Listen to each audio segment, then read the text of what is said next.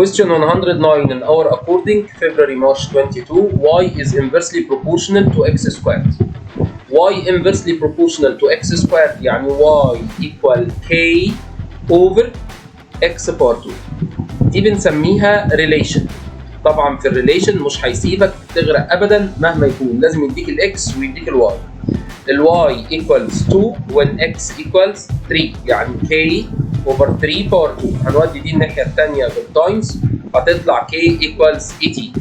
كده انا جبت الريليشن y equals 18 over x to the power 2. كده سيادتك اخدت 2 ماركس، فاضل لي 1 مارك في الفاينل كويستشن. find y when x equal 2. find y when x equals 2 18 over 2 power 2 يعني 18 over 4